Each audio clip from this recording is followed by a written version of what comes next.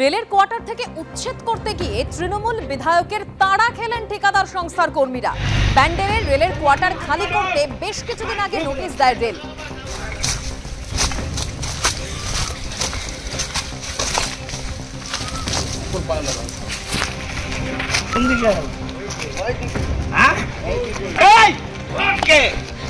রেলের কোয়ার্টার ভাঙার বরাত পেয়েছে তৃণমূল কংগ্রেসেরই কোনো নেতা। খবর আসে অসিত মজুমদারের কাছে। কোয়ার্টার ভাঙার কাজ রেল শুরু করতেই শ্রমিকদের তারা অসিত মজুমদারের। ভাঙতে এলে ধরে মারুন।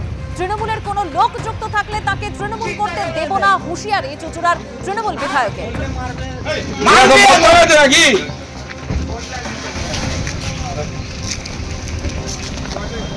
এইগুলোকে ধরে মারছিস না কেন? এরপর তোর গভর্নমেন্টটা ভাঙবে।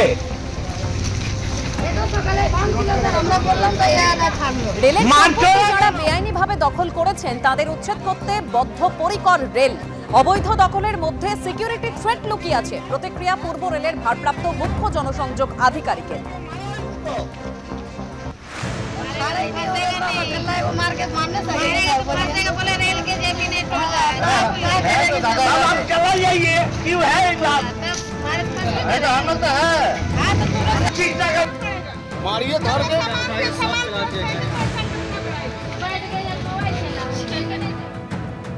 দলের যদি কেউ থাকে, আমি যদি খবর পাই তৃণমূল কংগ্রেসে কোনো কাজে তাকে রাখবো না।